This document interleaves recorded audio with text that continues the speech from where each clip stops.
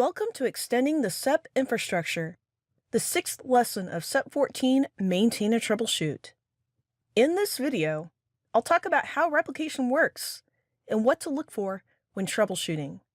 We'll also cover semantic best practices and essential logs to review. Then I'll cover REST APIs and how you can use them to automate processes in the semantic endpoint protection environment. Finally, you'll learn how to integrate semantic endpoint protection with third-party applications.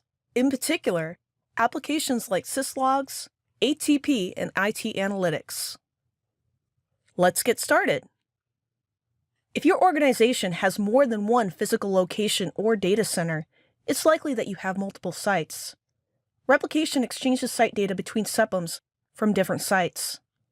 A replication partner is another SEPM associated with another site.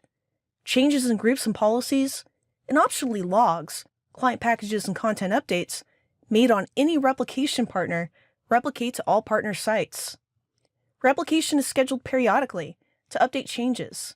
Sites can have multiple SEPMs. However, only the first one listed underneath admin servers local site handle replication.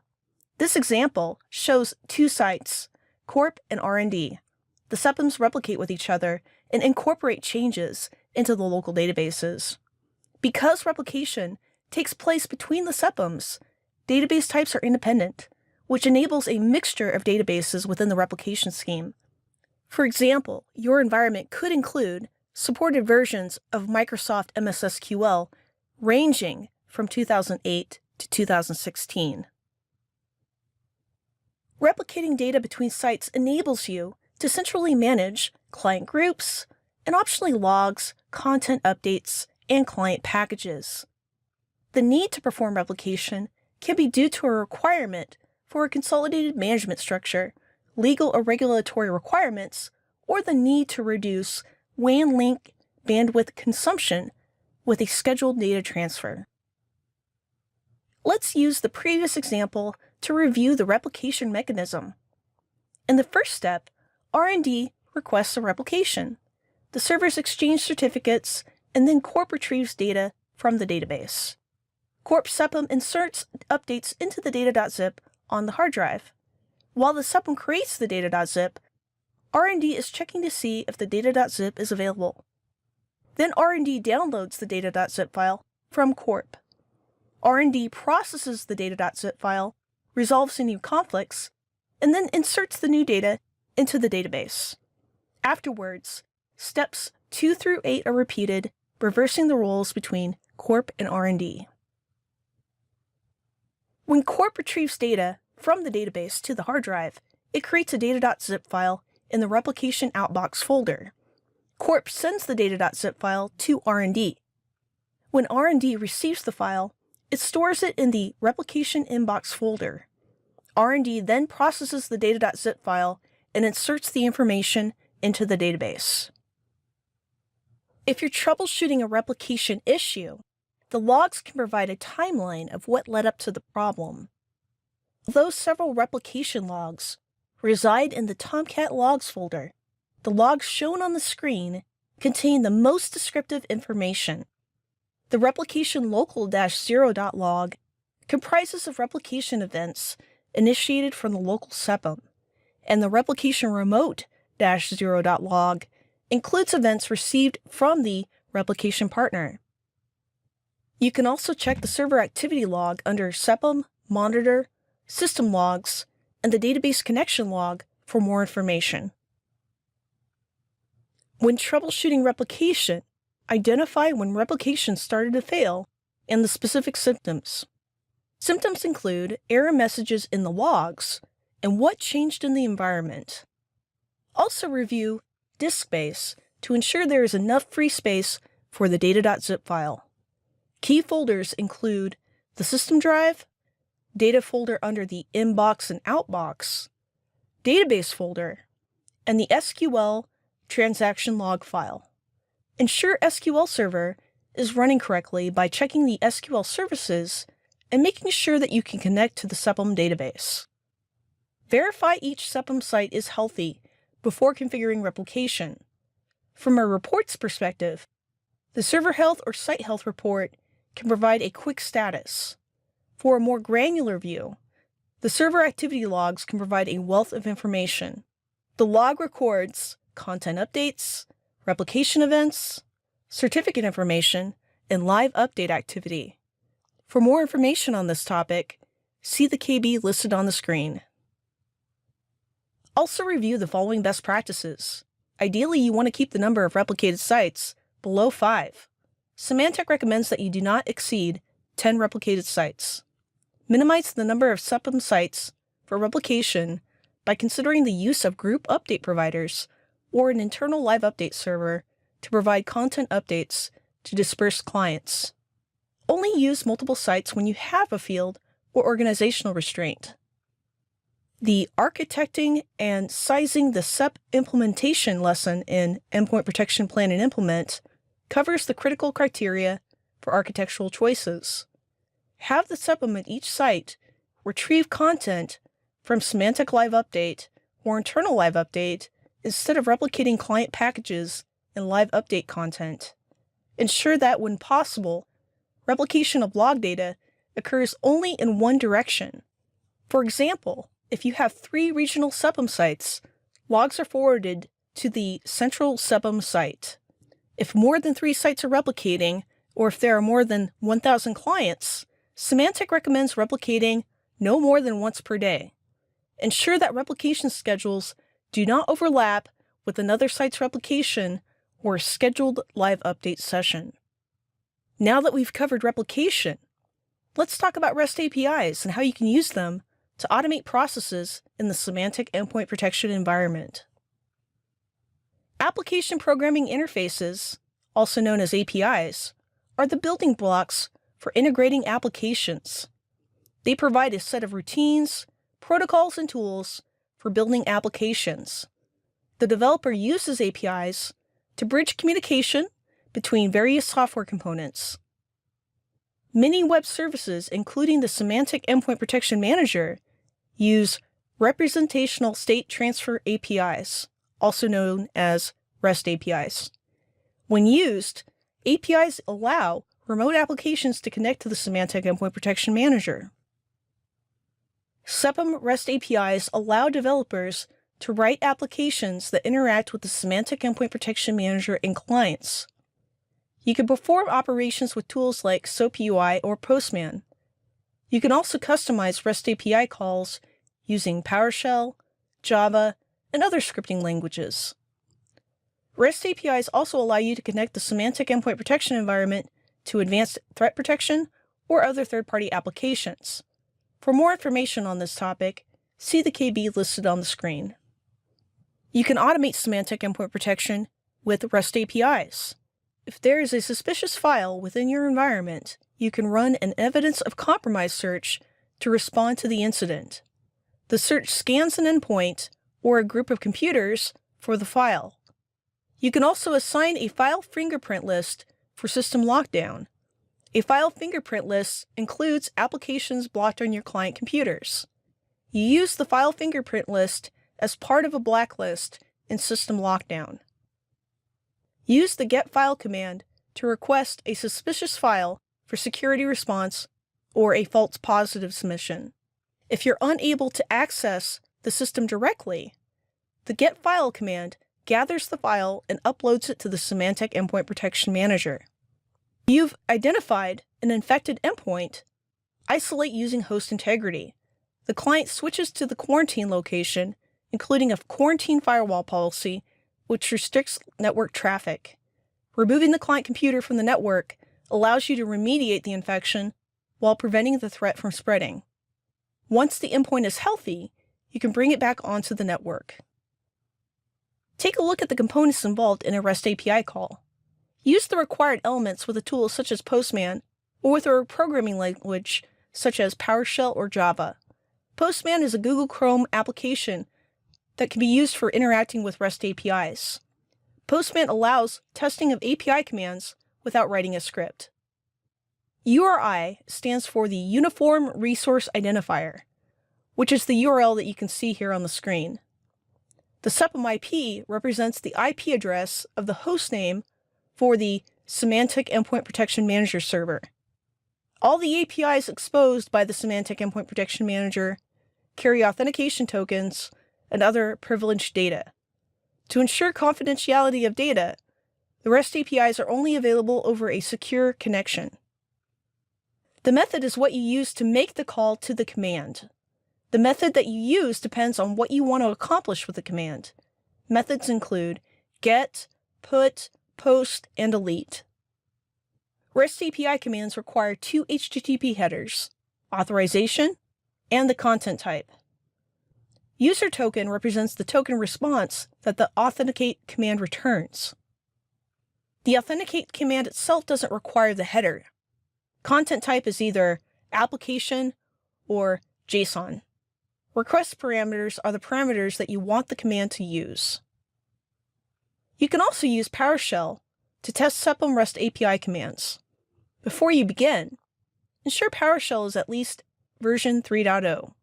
Set the PowerShell execution policy before running scripts. The remote sign policy is best for single system testing. SEP uses Transport Layer Security 1.2 and forces PowerShell to use the same version. Since PowerShell makes HTTPS requests, it must have a valid SEPM certificate. Download and install the SEPM certificate from the computer from which you'll run your PowerShell scripts. Add a line to your script to trust self-signed certificates. The KB shown on the screen offers more information on this topic and some example PowerShell scripts of API functions. You can also use scripts for troubleshooting. Another way to test SEPM REST APIs is with Postman. Postman allows testing of API commands without writing a script. To use, install Google Chrome, then download Postman from the Chrome Web Store. After installing Postman, create or import an existing SEPM environment into Postman. Log into the SEPM via Postman to ensure that the environment is ready to execute REST API commands. The lab exercises at the end of this lesson will walk you through the installation of Postman and link it to the Semantic Endpoint Protection environment. After setup, you run several commands including an evidence of compromise search and a get file request. Here's an example of running an evidence of compromise scan in Postman. This type of scan is helpful if you're searching for a suspicious file in the environment. The lab at the end of this lesson covers how to run an evidence of compromise scan on your endpoints. Monitor actions sent to clients on the command status view. You can see which SEP administrator sent the command, a description of the command, the number of clients affected, and the completion status. For more information, click Details and drill down for additional information. Here's an evidence of compromise scan that completed on a workstation. The command status details show critical information such as IP address and operating system. You see whether the action is completed or is in progress. If the computer generated detections, click the event and select Details. The Detections view shows the type of event, risk name, and whether SEP was able to take action on the file. You can also view the same events directly in the SEP UI, review scan events in the scan log, and identify new detections in the risk log. SEPM REST APIs record activity in the wscatalina.out, wscatalina.error, and SEPM log underneath the Tomcat logs directory. If you need to test API functions, you can use example PowerShell scripts from the following Semantic Knowledge Base article.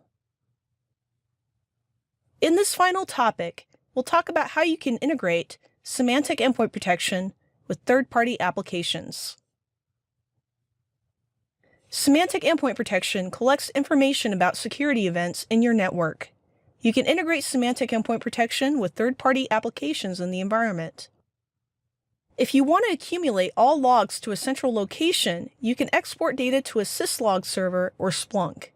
For organizations using ATP, you can integrate it with semantic endpoint protection for event correlation, detection, and response. IT Analytics complements and expands upon reporting and analytics offered by semantic endpoint protection. It gives you the ability to create dashboards, pivot tables, and reports. All of this data can be used for determining the security status and whether the environment needs a health check. Health check includes reviewing the policy configuration and the semantic endpoint protection clients. Semantic endpoint protection allows clients to report new events to the Semantic Endpoint Protection Manager. In the console, you can view these events using reports or logs. You can export log data outside of the SEPM. The diagram displays different options available for viewing log data outside of the SEPM. You can export it as a CSV to applications like Excel, Crystal Reports, and other databases. You can also forward events to a syslog server. Or if you use third-party tools or troubleshooting a syslog server, you can also save it as a log file. If you want to take a look at the external logging view, go into the local site properties in the SEPM. When forwarding to a syslog server, you can choose the update frequency and the name of the master logging server. The default settings are 30 seconds and use the standard UDP port 514. You can also export logs to a dump file for third-party products and set a limit of what the SEPM records in the dump file. For example, if you see many entries in the traffic or packet logs, set a limit to minimize the footprint on the file system. Note that when saving logs to a dump file, the SEPM keeps the data in C, Program Files, x86, Semantic Endpoint Protection Manager, Data, Dump Directory. Saving logs to a dump file enable applications like Splunk to collect the data and correlate with other events in the environment. To reduce the number of logs exported, set the log filter settings in the Configure External Logging properties. In this example, the management server saves all events, but the system administrative and system server activity log are only exporting error-level events. You can also select client logs to export. In this example, all options are selected, but client activity, security, traffic, and control logs are only saving the 2 highest priority events. Log filters define what the SEPM sends to syslogs and other third-party applications. You can also integrate Semantic Endpoint Protection with Splunk. You can collect both SEPM and SEP client events from the Semantic Endpoint Protection Manager dump files. After the Splunk platform indexes the logs, you can consume data using pre-built dashboard panels included with the add-on. You can also correlate the log data with other activity in the environment. For more information on this topic, see the links listed on the screen. The following diagram demonstrates how Semantic Endpoint Protection integrates with ATP, Advanced Threat Protection.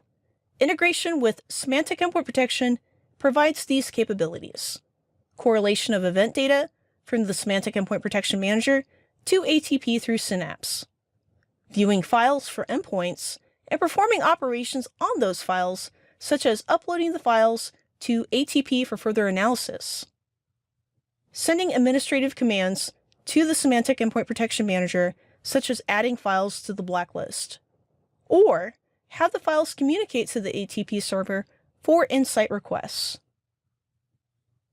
Perform each step to integrate Semantic Endpoint Protection with ATP. On the Semantic Endpoint Protection Manager, prepare the database for log collection. Then enable Synapse correlation and configure the SEPM connection from the ATP Manager. Afterwards, you can set ATP as an insight proxy for the SEP clients. You can learn more information about this topic using the KB on the screen. In the SEPM, configure ATP as an insight proxy server. Browse to the Client section and select the appropriate group. Click on the Policies tab and select External Communications. Select the Private Cloud tab and choose to add a private server. You can add more ATP servers for failover. Copy the server configuration to your other groups.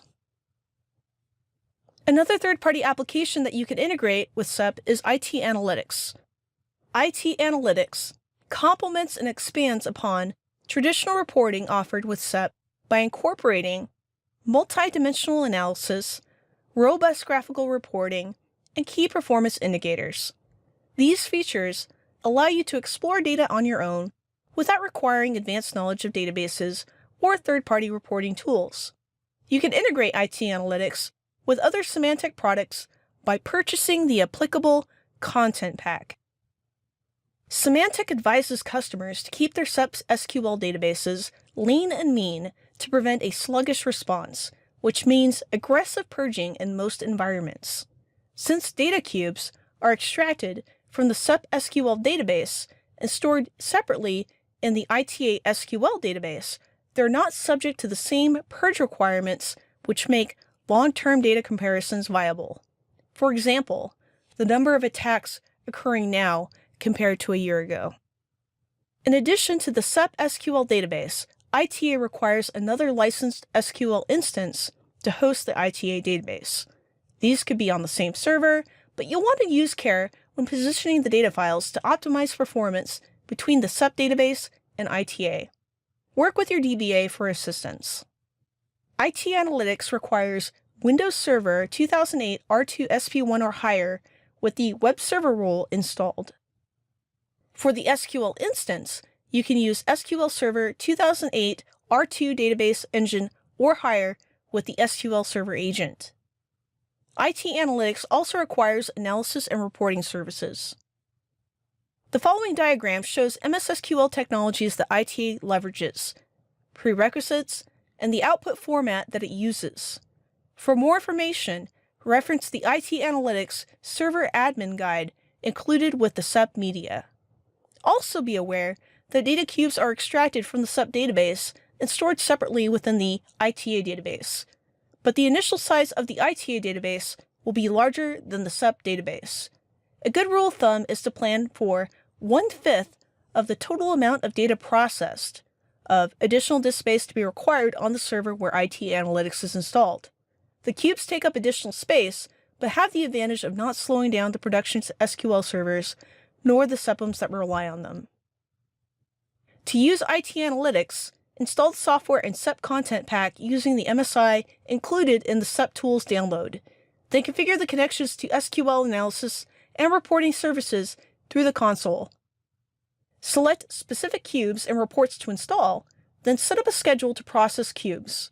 Afterwards, you can validate the installation by viewing dashboards, reports, and retrieve events from the cubes feature. In this lesson, you described how data is transferred during replication and know which replication logs are affected. You also learned how to automate SEPM functionality with REST APIs. Finally, you learned how to integrate Symantec endpoint protection with third-party applications. For more information about the topics discussed in this lesson, refer to the resources listed on the slide and remember to frequently check the Symantec support website. Thank you for watching this lesson video.